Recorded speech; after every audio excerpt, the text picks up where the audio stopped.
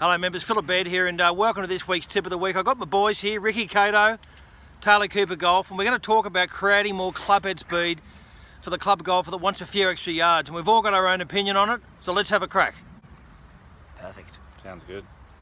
Hi there, Baird, and this is my take on creating speed. This is just an alignment stick that you can grab in the golf shop, and they're really good. What I've done with this one is put a grip on the end of it, so I can use it as a bit of a warm-up mechanism and also a tool to create speed. Now, it's super light, and what I want to get a feel for is slowly creating momentum past the ball. You've got to have the intent to reach peak speed right opposite the ball or right opposite the sternum. So number one, I'm going to create the shape needed with my body where I want to be at impact. I'm going to hinge. Okay, if you're unable to turn like I can some days, I even lift the left heel, and on the way down I'm going to let the left heel go down. They used to say in the 80s, squash the can, and then, so that's a really good way to create speed. The other thing that I talk to with a lot of my students is the need to have the body moving better through the ball.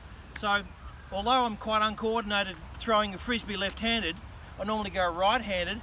I saw this drill in America once where golf team got into golf posture, held the frisbee, wound up, allowed the hips to clear, and then feel the lead with the lower body, and then go. And what you're trying to do is shoot that frisbee out with speed. So it's coil, lead with that lower body, speed.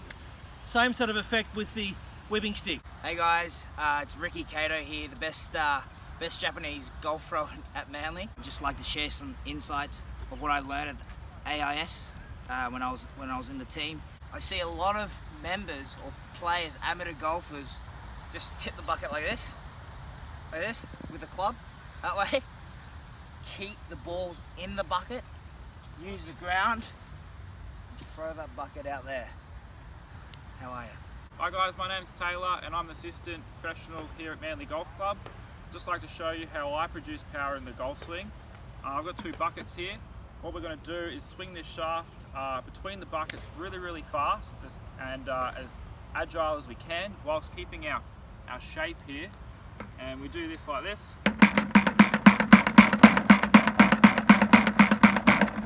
And what you'll notice is after a certain amount of time we start to become tired in our muscles, and that's where we're going to, as we continue doing this over time, build them up where we can produce that power to hit it longer.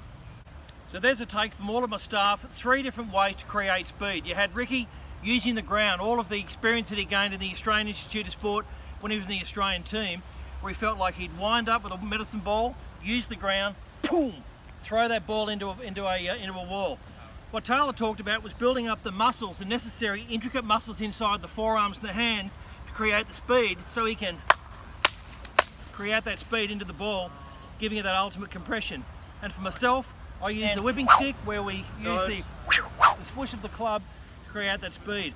And I think we can all use a little bit better footwork to create that speed and just work a little bit harder to create that speed. But thanks for tuning in to this week's tip of the week. See a lot of golfers get